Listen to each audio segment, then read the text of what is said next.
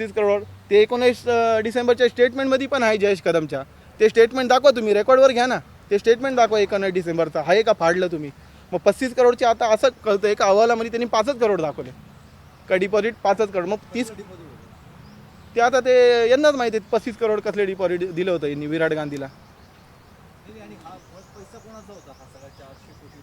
हा सगळा किशोर सावळाचा पैसा होता. याच्यामध्ये अजून राजकीय लागेबांधे आहे. तर ते समोर यायला पाहिजे होते पण ते काहीच समोर आले नाही. आणि वरून हा एकदम सहजासहजी बनाव दाखवण्यात आला. मग जर का बनाव येतं मग हे माझ्याकडे आले कशाला. यांना मी तर एकालाही ओळखत नाही. हा बिल्डर आहे ठाण्यातला. हा खूप स्ट्रॉंग माणूस आहे. याचे सर्व सत्ताधाऱ्यांसोबत लागेबांधे आहे. याचे गुजरातमध्ये पण कनेक्शन आहे. आणि हा सगळा ब्लॅक मनी आहे तो वाईट करण्याचं काम करतो. गोव्याला यांचं गोडाऊन आहे मासाळ्याला. माझ्या रेकॉर्डिंगमध्ये पण आहे ते. स्वतः मी नाही म्हणते हे स्वतः जो ॲक्यूज होता जयेश कदम तो स्वतः म्हणतोय. जयेश कदम हा नंतर माहीत पडलं का हा रेल्वे पोलीस निघाला. काही दिवसानंतर हळूहळू सगळा खुलासा व्हायला लागला. जयेश कदम आणि मी याचा खुलासा करणार होतो आणि अजून नाशिकचे एक अधिकारी आम्ही सर्व मिळून याचा खुलासा करणार होतो. या प्रकरणाचा खुलासा करणार होतो. त्याच्यानंतर जयेश कदम 19 डिसेंबरला स्टेटमेंट सर्व काही खरं सांगतो सगळं काही. नंतर जयेश कदमला 9 तारखेला गुन्हा दाखल झाल्यानंतर जयेश कदमला 11 जानेवारीला उचललं जातं. जयेश कदम पोलीस कस्टडीमध्ये पण सगळे काही खरं सांगतो. त्यानंतर कोणता अधिकारी किशोर सावळाला, जेव्हा किशोर सावळा फरार असताना कोणता अधिकारी किशोर सावळाला कळवतो की जयेश कदम तुमची पूर्ण पोल खोलतोय, सगळं काही खरं सांगतोय. त्यानंतर किशोर सावळा जयेश कदम पोलीस कस्टडीमध्ये असताना त्याच्या मेहुण्यापाशी 45 लाख रुपये पाठवतो. 45 लाख रुपये देतो. हे 2 तारखेला किशोर सावळा तालुका पोलीस स्टेशनमध्ये सगळ्यांसमोर बोलला. मिर्लेकर साहेबांसमोर पण बोलला. घोटी PI शिंदे साहेब होते, सुर्वे साहेब होते, जयेश कदम होता, विराट गांधी, सगळ्यांसमोर किशोर सावळा बोलला मी याला 45 लाख रुपये दिले पोलीस कस्टडीमध्ये असताना. त्याच्या मेहून का देतो. नंतर 45 लाख रुपये भेटल्यानंतर जयेश कदम पलटी मारून देतो. जयेश कदम म्हणतो असं काय झालंच नाही, आम्ही किडनॅपिंग केलीच नाही आणि रॉबरी झालीच नाही. माझी यांची काय ओळख नाही सर. हां सर. हां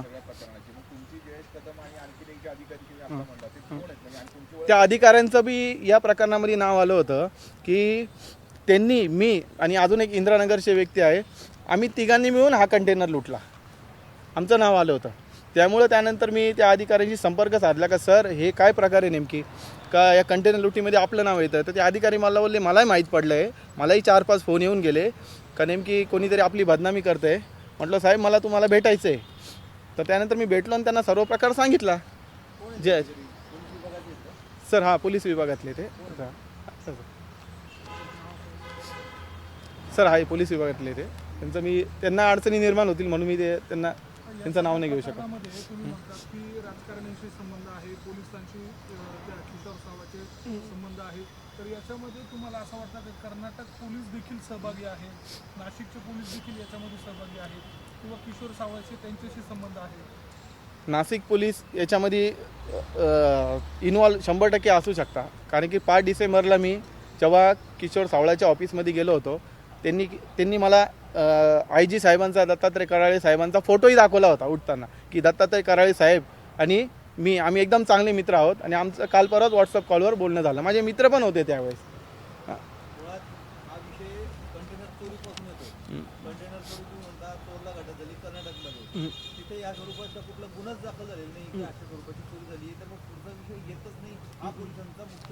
मग त्यांना हेच दाखवायचं होतं की किडनॅपिंग बोगस दाखवली तर 400 करोडचा बी बनाव दाखवण्यात त्यांचा मार्ग मोकळा सोपा होईल, खोटं दाखवण्यामध्ये. म्हणून त्यांनी किडनॅपिंग बोगस दाखवली.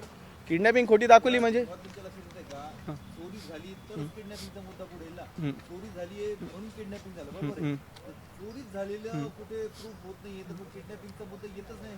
चोरी झाली नाही तर मग ते अर्जितला खोट्या गुन्ह्यात का फसवलं यांनी दुबईला, काय कारण आहे असं या किशोर सावळांनी.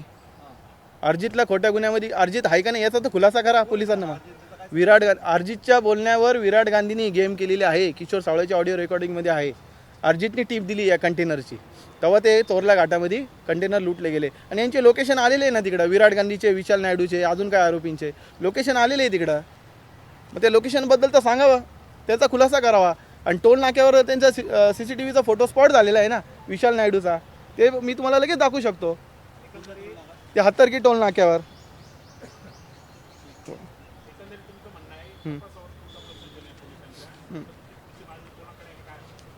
सर माझी याच्यामध्ये पुढची मागणी हीच राहील की जे काय सत्य आहे ते बाहेर आलं पाहिजे. आणि हा तपास यांच्याकडून डी जी साहेबांनी हा तपास हातात घ्यावा, त्यांचं पथक पाठवा आणि काय खरं खोटं आहे ते बाहेर काढावं. हां, मग त्यांनी जसं अर्जितला अटकवलं दुबईला, आता दुसरा नंबर माझा आहे. कारण की मला जयेश कदम किशोर सावळा बोललाच होता मी काही करू शकतो, नाही का, मी काही करू शकतो. तर मग त्या प्रकारे सर्व काही चालू आहे मला असं वाटतं. सर हे ऑडिओ जे आहे जे फॉरेन्सिक लॅबमध्ये चेक करावे, आवाज मॅच करावा आणि नंतर खुलासा करावा याचा पोलिसांनी. हे ऑडिओ रेकॉर्डर यांनी घेतलेच नाही. ऑडिओची फॉरेन्सिक लॅब पण टेस्ट पण केली नाही. त्यांनी काय तपास केला आहे, कसे कागद रंगवले आणि काय त्यांनी कोर्टासमोर सादर केले, आता ते भेटणारच आहे. ते कोणाचे ऑडिओ आहेत, त्याचं संभाषण काय झालं ते तुमच्याकडे कसे आले? जयेश कदमनी मला पाठवलेलं आहे. जयेश कदम आणि आम्ही मिळून या प्रकरणाचा खुलासा करणार होतो. आणि जयेश कदमला 11 जानेवारीला उचलल्यानंतर पोलीस कस्टडीमध्ये असताना 45 लाख रुपये पाठवले जातात आणि त्याचं तोंड बंद केलं जातं. नंतर जयेश कदम स्टेटमेंट देतो की असं काही झालंच नाही आणि कंटेनर लुटलेच नाही. आणखी तुम्ही वेगळा आरोप करताय का? जयेश कदम तुमच्याबरोबर बोलत होता तर कसं तो ओके होता, नंतर तो बाहेर पडला, तुम्ही त्याच्यावर आरोप करायला? नाही, बाहेर पडला नाही. जयेश कदम मी आणि एक अजून अधिकारी आम्ही याचा खुलासा करणार होतो, पण आता त्याला पैसे पोचले, त्याचं तोंड बंद केलं. त्याची 19 डिसेंबरची स्टेटमेंट ती कुठे, ती समोर का नाही आली? जयेश कदम कसा इन्व्हॉल्व झाला? तो पोलीस सुरुवातीला तो माफीचा साक्षीदार बनणार होता सर याच्यामध्ये. कारण त्याला या फॉरेन नाट्यात तो कसा आला? तो स्वतः होता ना मला उचलत नाशिक रोडला, तो स्वतः होता गोटीला. सावळाचे काय संबंध? तो किशोर सावळासाठी काम करतो.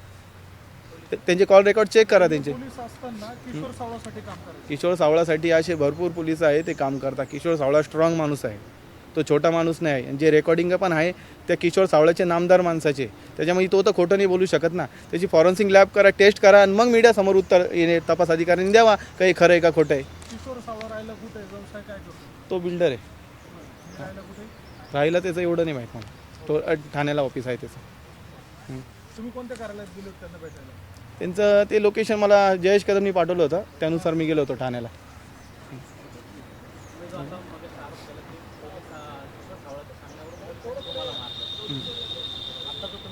हां अधिकारी होते का ते अधिकारी त्यांच्या कर्मचाऱ्यांना मारायला सांगत होते? अधिकारी स्वतः होते. मिर्लेकर साहेब स्वतः मारत होते मला. आणि ते सुरेश साहेबांना मी म्हणत होते मारा याला. सुरेश साहेबांनी नाही मारलं मला, पण सुरेश साहेब मला बॉम्बे नाक्यावरून त्यांच्या ऑफिसला तालुका पोलीस स्टेशनला घेऊन गेले आणि ते एकटेच मारत होते. आणि किशोर सावळा बसलेला होता समोर. त्यांना वेळोवेळी कुठल्या तरी वरिष्ठांचे फोन येत होते. तसा फोन कट झाला, वापस येऊन त्याला मला मारायचे. वापस फोनवर बोलायचे, वापस येऊन मारायचे मला. तो तेच मारत होते. किशोर सावळा बसलेला होता, तो हसत होता. किशोर सावळा त्यांच्या सांगण्यावरच मारत होते ना. किशोर सावळा मला स्पष्ट बोलला ना, तुला सांगितलं होतं मी सगळं मॅनेज करू शकतो, तू ऐकलं नाही.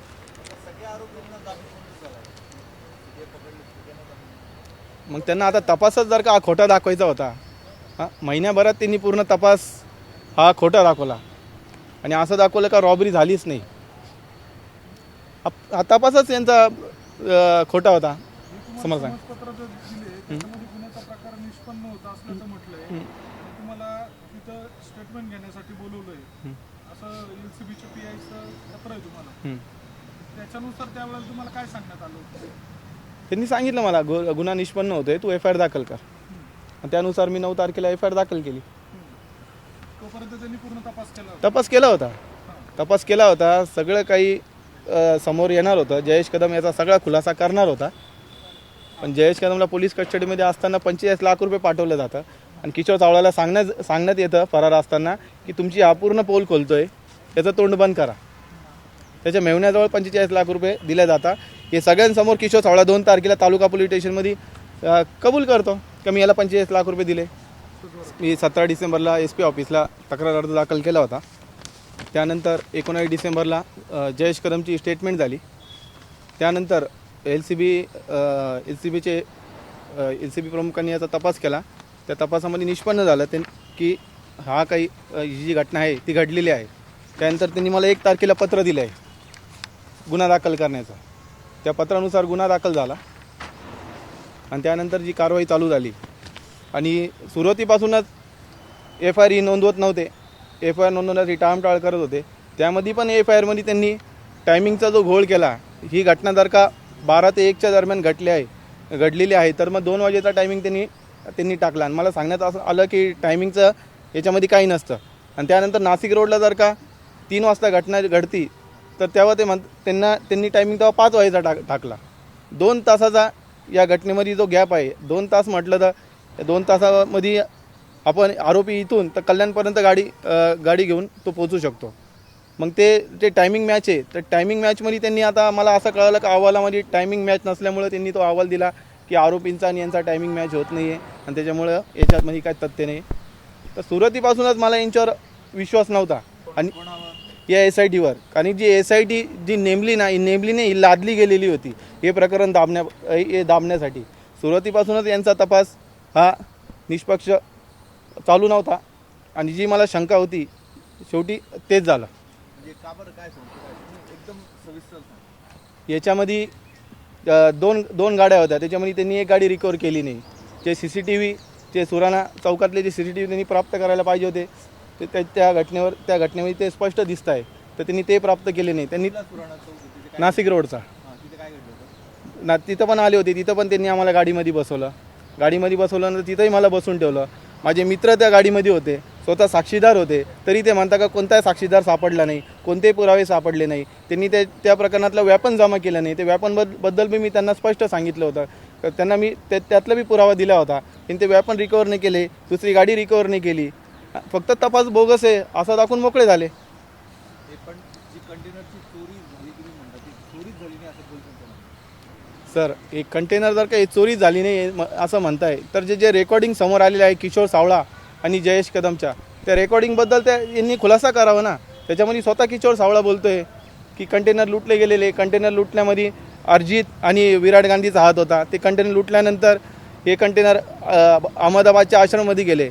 हे कंटेनर लुटले हे किशोर सावळाला माहीत झाल्यानंतर किशोर सावळांनी जो अर्जित आहे, जो विराट गांधीचा मित्र, मग त्याला ड्रग्सच्या केसमध्ये दुबईमध्ये का फसवलं याचाही खुलासा झाला पाहिजे ना.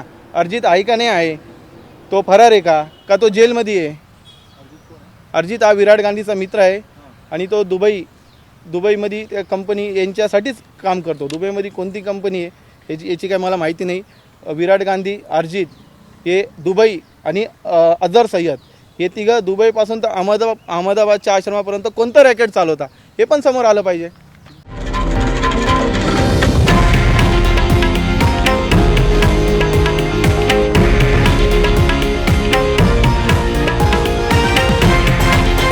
हे आहे देशातील नंबर 1 न्यूज नेटवर्क आणि आपण पाहत आहात TV9 मराठी, एकमेव.